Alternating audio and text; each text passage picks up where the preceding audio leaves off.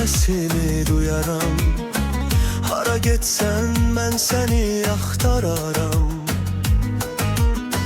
Gecələrim səssizliyə qərq olar.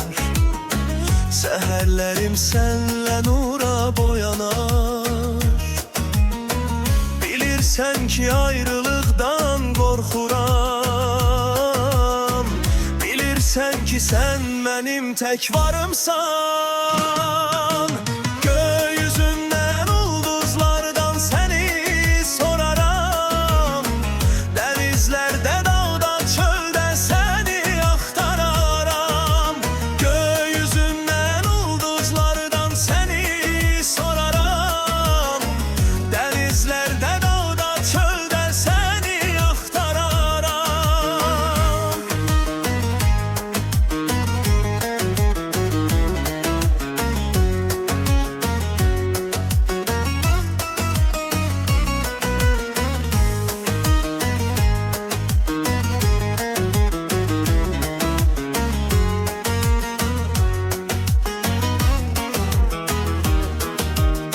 Harda olsan, ürəyim sənə bağlı. Hara getsəm, yollar sənə aparır. Gəlişinlə bahar yenə canlanır. Kədərindən dünyam sanki dayanır. Sən deyəndə ayrılıb yox inan mənə. Sevgimizdir əbədi. Gökyüzündən ulduzlardan səni soraram. Dənizlərdə dağda çöldə səni axtararam. Gökyüzündən ulduzlardan səni soraram. Dənizlərdə dağda çöldə səni axtararam.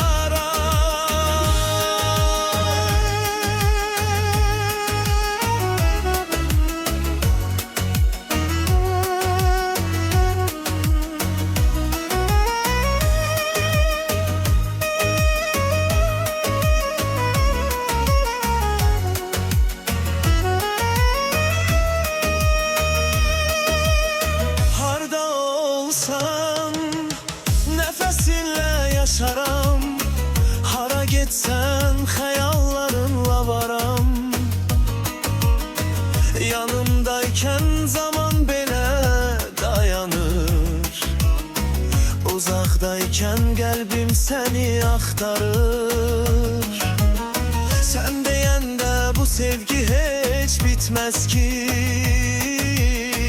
Mən bilirəm taleyim sən əbədi.